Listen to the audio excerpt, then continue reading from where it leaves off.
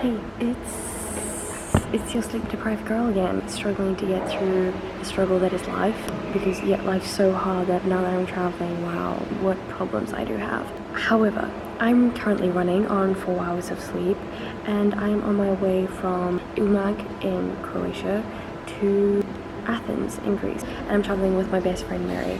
It is currently 10:30 at night. I am really tired, and we're about to catch our first bus in half an hour to Zagreb, which is in the center of Croatia, in case you didn't know, and I'm already fucking dead inside. Very much so, in fact. Basically, we have to catch about 5 trains and 2 buses to get there, just to Athens. Then we have to catch a metro to the port, and then we have to catch a ferry to the island we're going to, Saros. And then we have to catch a taxi to get to our Airbnb and meet up with our other friend. It all sounds incredibly simple. It's also gonna take 48 hours to do. Will I survive? Most likely not, but you're here to find out, so I'll keep you updated, I suppose. Mary, what the fuck are we doing?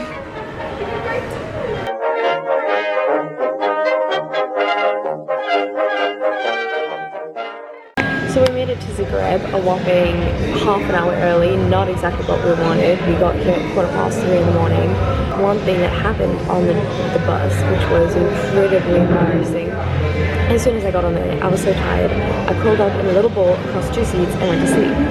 And the bus driver stopped so hard that I flew into the seats in front of me and then onto the floor.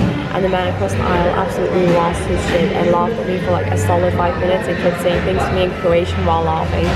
And I just had a nod and smile because I had no idea what was going on, and I had been stunned out of a really great sleep. So that's my current embarrassing story that I have to live with for the rest of my life. And then we arrived here, I got a cappuccino hot chocolate thing, which is making my skin crawl like it's on fire. I don't know why. I don't know if it's the caffeine or the lack of sleep or everything, or my sunburn. I don't know what the hell's happening, but I've been like, it's like a million little ants are running over my skin, and I don't know, maybe they are, who knows at this point. I could be hallucinating.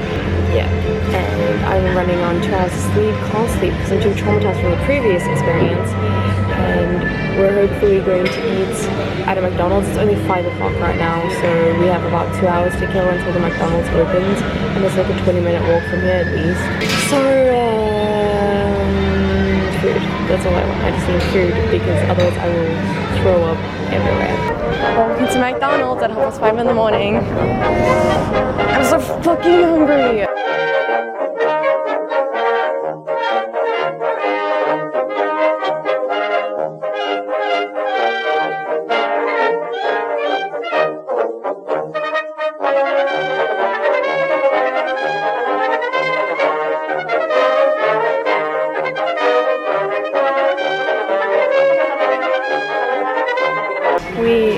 That is a terrible angle. We have 1 more hour before we catch our first train, and if we miss it, we're fucked.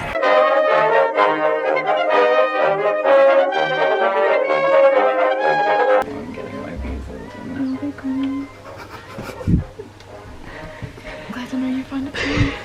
We're on the road again with no data, no airtime, and a passport. Yay!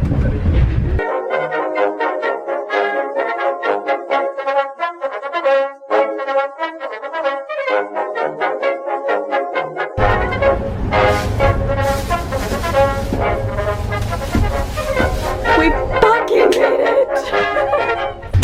So, I'm gonna record this now while it's still fresh, while I am still reconsidering my religious views, because what the fuck, yeah, I'm sweating profusely.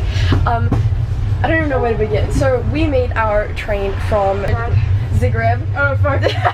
Zagreb to Belgrade, and we made it whatever. However, it ran half an hour late, so it got to Belgrade center half an hour later than intention, and then we only had about 25 minutes or less to get to another train station called Topsider to catch our train to Thessaloniki, our overnight train, which is like 10 hours or something.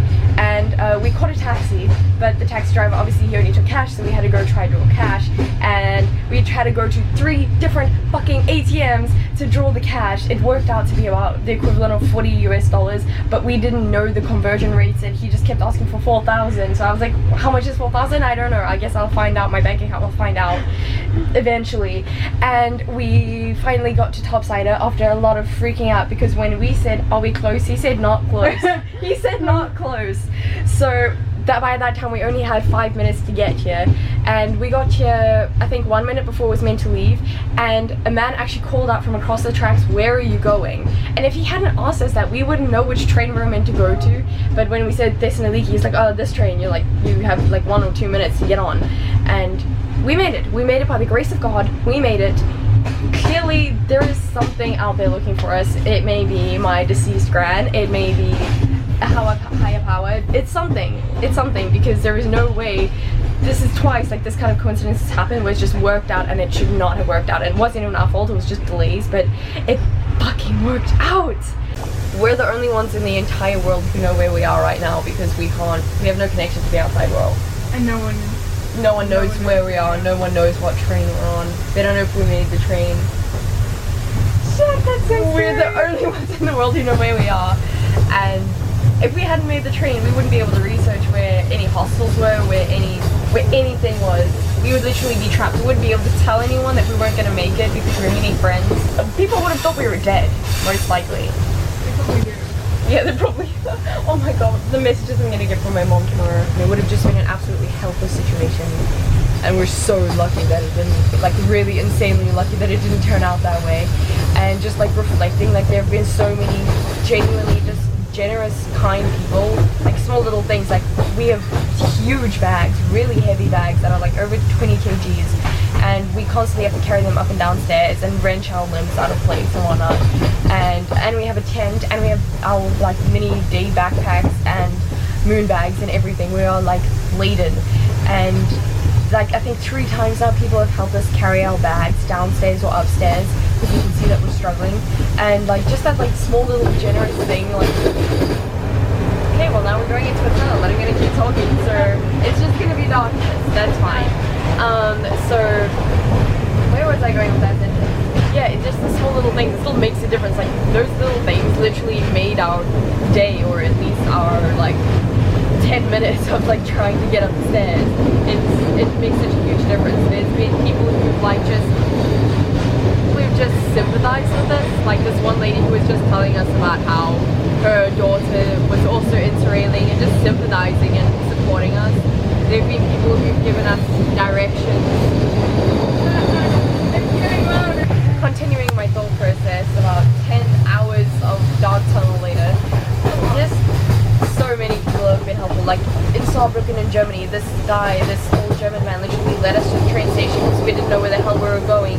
Countless people have just pointed us in the right direction, or given us advice, or helped us out when they didn't need to. Like one lady was on a break, like a lady who worked on, I think she was a train hostess, and she was on her break.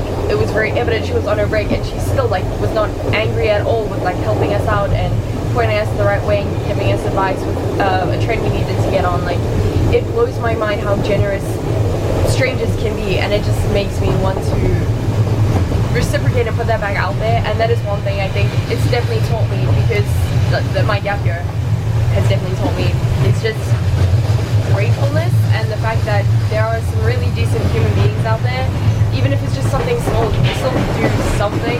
As cheesy as it sounds and as cliched as it is, every little bit really does count. Just thinking back, like someone just offering to help carry my bag upstairs, that it literally is amazing. It changes so much in my mind, and my mood is immediately lifted, and I'm like, thank God I don't have to do that hellish thing again. If that's one thing you can take from this, it's to help others. I've never been a very religious or prophetic type person, but I really do think if you put good things out there, they'll definitely come back. There's some sort of karmic shit going on out there, and you just gotta. Okay, well we're going into a dark tunnel again, so I'm done. I'm going to sleep now. A luxurious bed for the night.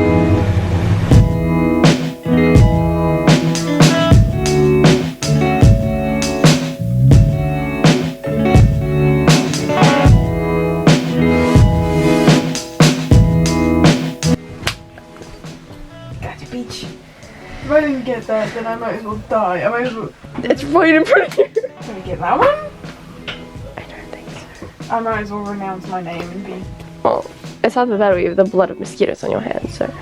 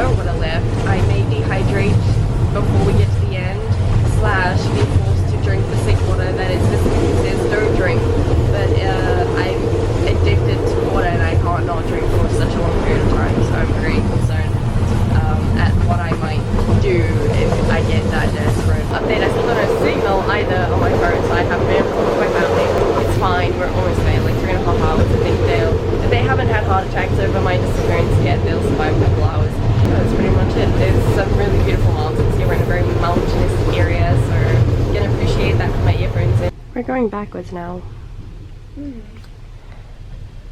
Wasn't for you and your benefit, Mary. You already know we're going backwards. Very quick update. We got exactly to the Macedonian border going into Greece and the train stopped. I don't know if there's something wrong with the train. No one told us. No one even told us to get off. It just stopped and some other passengers were like, I think we need to get off here.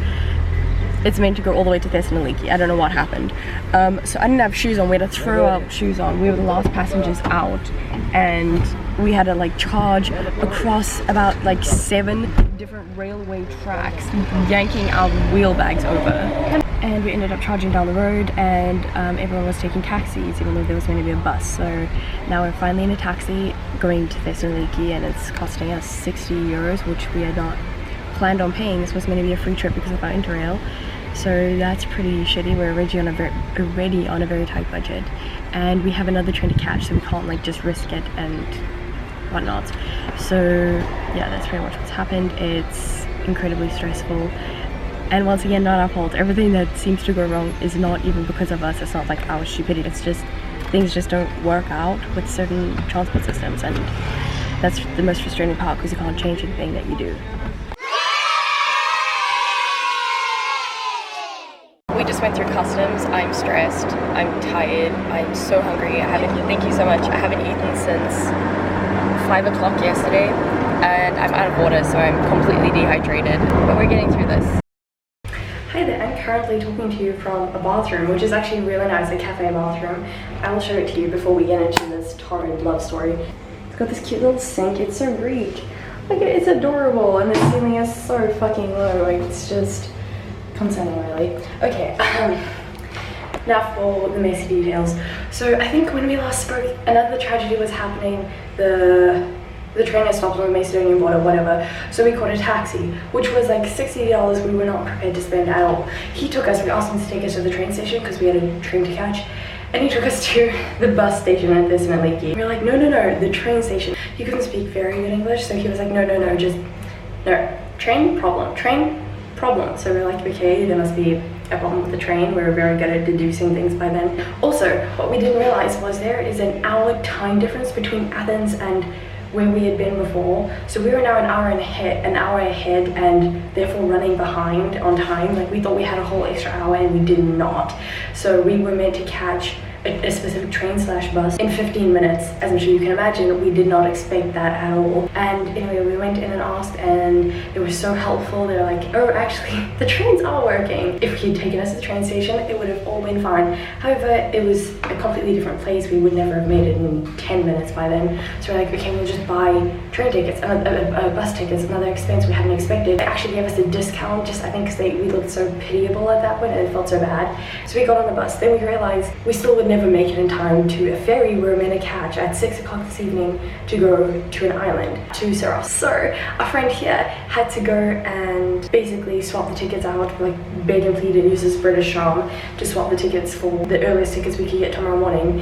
And we got in here about an hour after the ferry left. We're in Athens now. Finally, thank God, after absolute hell. I'm so tired. The bus ride was like 7 hours. It was so long. And both our phones died, both Mary and my phone died. So once again, couldn't research anything, couldn't talk to anyone. So now we're stuck in a cafe just charging our phones until we get a certain percentage. Then we're gonna catch a metro, go to Piraeus, and we were meant to book accommodation for tonight, and then we thought, you know what, if we get here so late, we're gonna get there at like 8 to 9 or 9 to 9. If we get there at that time and we're leaving at like 5:30 in the morning on a ferry, do we really want to book accommodation? So we've decided we're really just gonna walk around Piraeus. I don't know what there is to do there. I don't know if we could be murdered, but we're gonna meet up with my friend Will and walk around in the dark with our bags basically. It saves money, so good enough. The good thing is, I think the only money we've really lost is the money we paid for the bus, 30 euros each, and the taxi. And we wouldn't have mind paying for the taxi if he had fucking taken us to the right place and not lied to us. I think he just didn't want to take us to the train station because then it was like a whole other issue and he hadn't realized we wanted to go there, so he just made up a whole thing about it. I don't know, I accidentally zoomed in on my face. I have eaten today half a roll and some cheese at 4 o'clock this afternoon, and that's all I've had, so I'm struggling.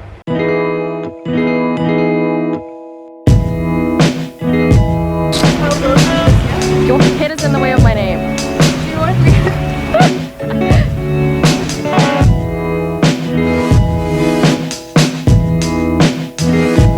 I need to pee so badly and the sound of the water is not helping. We're going to Paris and we're in Paris and we're meeting my friend here. We're waiting and we are across the street from a stall called Nickel, like Tamara Nickel.